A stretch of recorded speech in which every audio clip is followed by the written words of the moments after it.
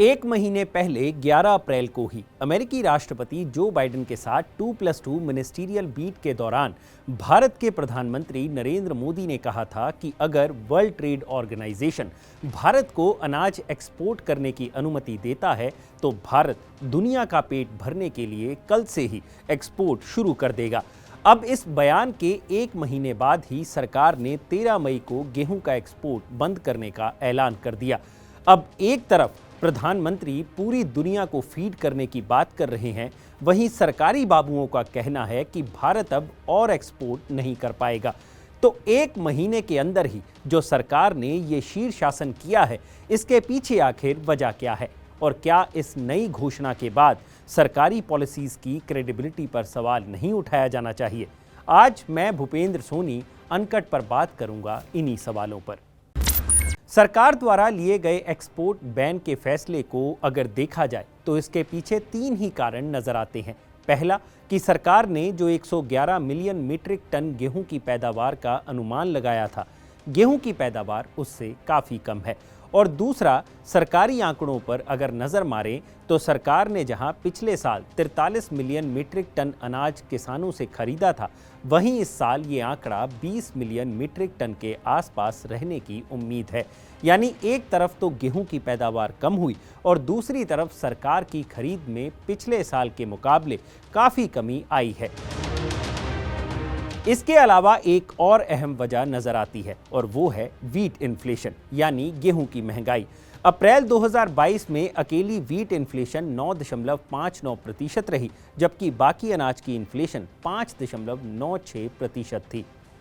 अब इन कारणों के बाद सरकार के पास पर्याप्त कारण भी हैं कि वो गेहूं के एक्सपोर्ट को बंद कर दे, लेकिन इस सब के बावजूद प्रधानमंत्री की छवि पर इस फैसले का काफ़ी गहरा असर पड़ेगा, क्योंकि पीएम ने ही एक महीना पहले पूरी दुनिया का पेट भरने का दावा किया था। वहीं ऐसे फैसलों से एक्सपोर्टर के तौर पर भारत की साख को भी बट्टा लगेगा, जिससे देश की एक्सपोर्ट पॉलिसी पर भी उंगलियां उठ सकती हैं।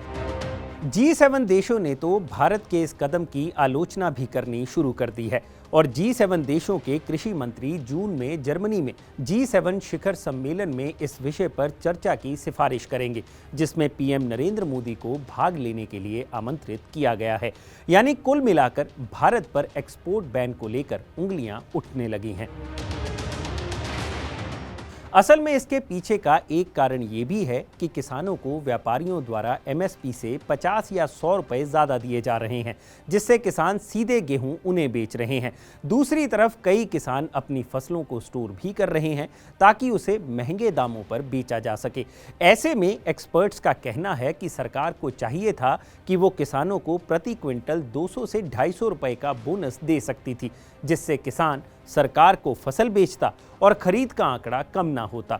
साथ ही आने वाले वक्त में वो बोनस से उत्साहित होकर गेहूं की पैदावार को अच्छा करने की कोशिश भी करता।